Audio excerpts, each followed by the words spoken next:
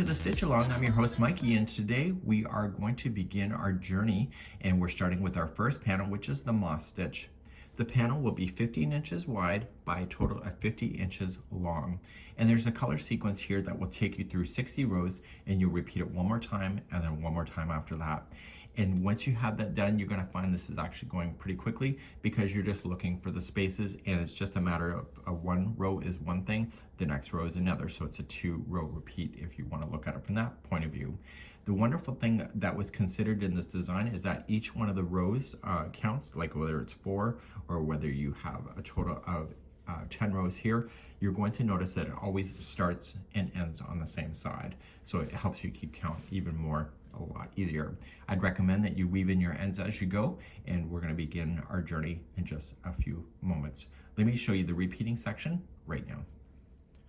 So here in the sequence that you can see, there's 60 rows. You have a stripe pattern and then the remaining. So once you do that once, you'll do it again and again, as mentioned already. So you're going to notice is that it's a beautiful pattern. The designer had a great concept here on making sure that it was an even number. So you're going to notice is that the yarn will always start on the one side, and when it gets back and then back and back, it always finishes on the same side. So one side will have no tail ends and the other side will have all the tail ends. I recommend that you weave in your tail ends as you go so that you have a nice easy panel to be able to play with. I'll demonstrate that as well.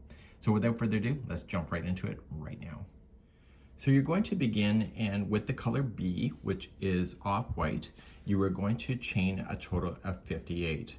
So I'm just going to do a smaller swatch because that's all it's needed to demonstrate how this is done. And so please chain 58 now. So 1, 2, 3, 4, 5, go all the way to 58 and meet me back here in just a moment. Okay, once you have your 58 done, you're going to start your first row. So the first row, you're going to go second chain from the hook, so count it back. And I always turn it and get the back hump of the chain. If you prefer not to, then don't.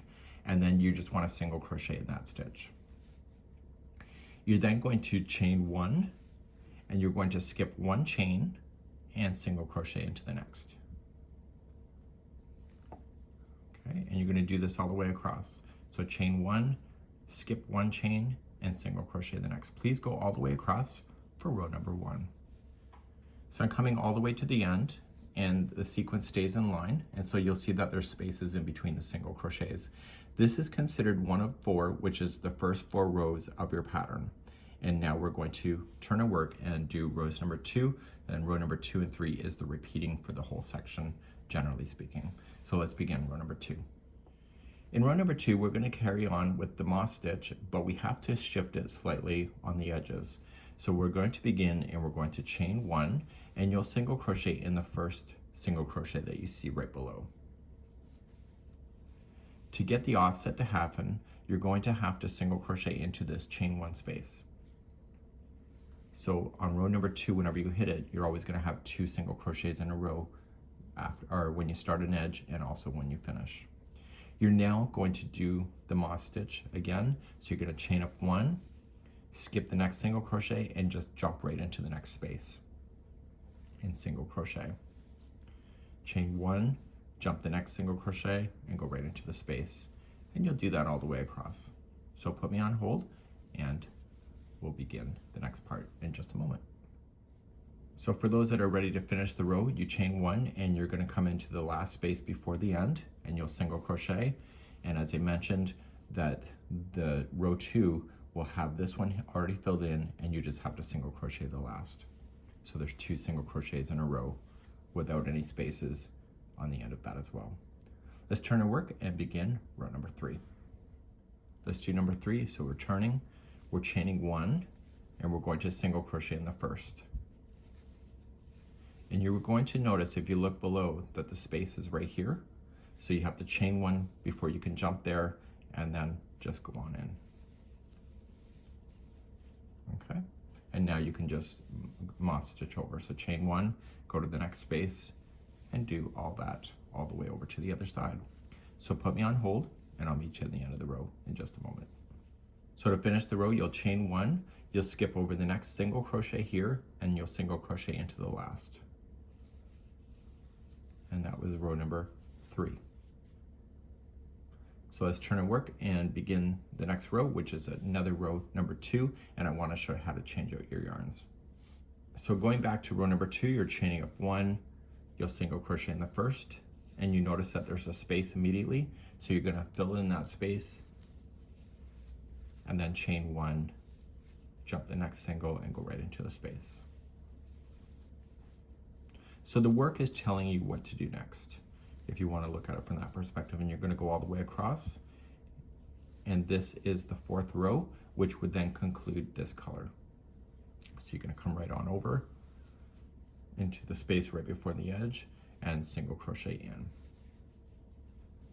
Okay, so what you want to do before you finish that, because you want to change the color, we're going to go to the lush color, and that's in the variegated next. So what I recommend is that create a slip knot and just throw it onto your needle and pull that through. And then you can trim your white, leave it long enough that you can put it through a tapestry needle later. And now you're going to begin 4 rows of this color, and that's as per the sequence. I highly recommend that you download the pattern so that you can get the whole sequence, because there's 60 rows, but it's an easy repeating to be able to understand too. So then you'll chain 1 and you'll start the next row, which is row number 3. And so you want to single crochet in the first one. You know that there's a single next, so you're going to have to jump over it. So chain 1 and then jump right into the space. So in the sequence of this one here, so chain 1 and jump, you just have to keep on going and do 4 more rows, or like 4 rows of this color here, and then change it back to white.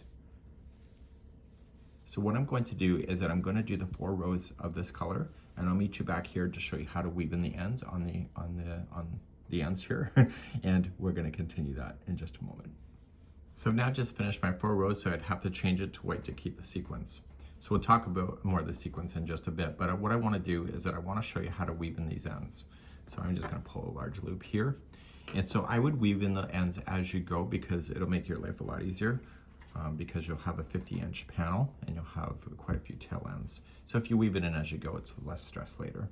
So then I just like to turn it, and I want to focus just on the edge.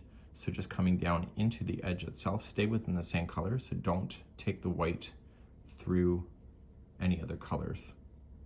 Okay, so you didn't want to go up. So just coming down. And then you can just tighten up that joint a little bit, go in a different spot, going back up.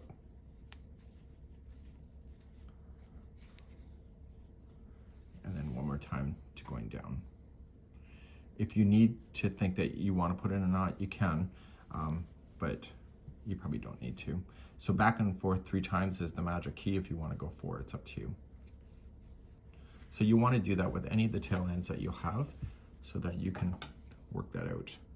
In week number 2, you're going to notice when we do the waterfall stitch, I'm going to ask you not to weave in any tails and leave it to the end when we start joining things, because there's a secret technique I want to show you, and it's through experience. So I want to also do this one here, and then I just want to weave it up.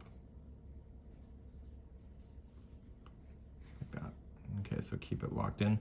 There's a slip knot here, so we know that's already knotted, so you're really just taking care of the loose straggler at the end so that it gets in.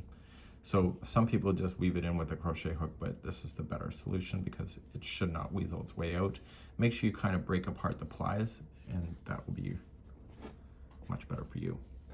And then you can safely trim that down, and do that with all of your tail ends, including the first tail here, and making sure that you have it really quite nice. So let's go over the sequence one more time, and you can also see it in the download.